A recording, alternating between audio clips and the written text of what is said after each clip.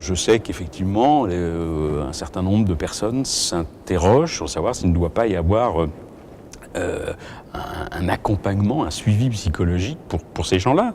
On m'a parlé de procès relativement récents et qui avaient été traumatisants pour des jurés. Je pense à ce qu'on a appelé le réseau pédophile d'Angers, je pense à l'affaire Fourniret, je pense à Pierre Baudin, dit Pierrot le Fou, où vous avez des détails totalement scabreux et morbides sur ce que ces gens-là ont fait. Les jurés, ils ont ça dans la tête et ils sont, j'allais dire, eux, condamnés à vivre avec ça.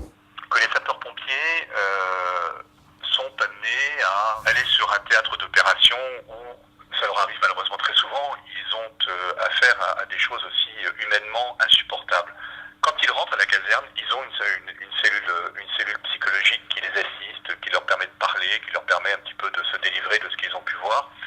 Et je me suis dit que finalement, pourquoi on ne le ferait pas également pour ces gens qui n'ont rien demandé, mais qui sont mobilisés pour être jurés d'assises et qui ne sont pas préparés et qui, après, peuvent avoir des difficultés à se remettre de tout ce qu'ils ont pu voir et entendre. Et voilà pourquoi j'ai proposé la mise en place de cette cellule psychologique.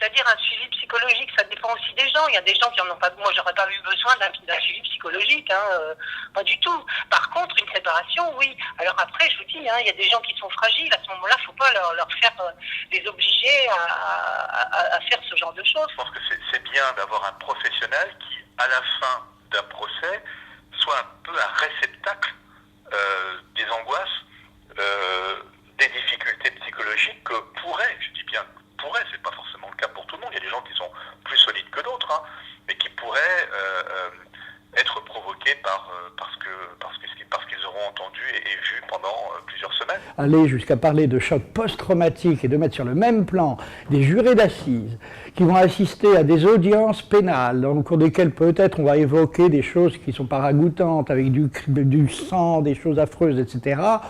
Est-ce que ça relève de la même chose que de se retrouver au front, à la guerre, avec des gens qui explosent autour de vous, avec des têtes qui volent en éclats, et soi-même risquer sa vie personnelle à longueur de journée, etc. Là, ça me paraît absolument ahurissant. J'avais proposé à Madame Taubira cette possibilité.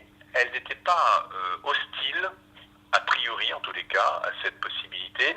Elle m'avait simplement dit qu'elle souhaitait faire une étude d'impact via les services de son ministère.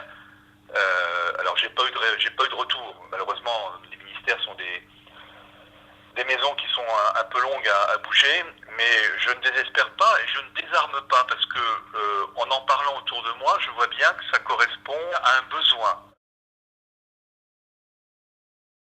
Peut-être qu'avoir de lancer le débat, de poser la question dans les faits, est-ce que les jurés sortent-ils toujours indemnes de cette expérience? Là aussi, ça va dépendre à des personnes en tant que telles et des affaires qui ont été suivies.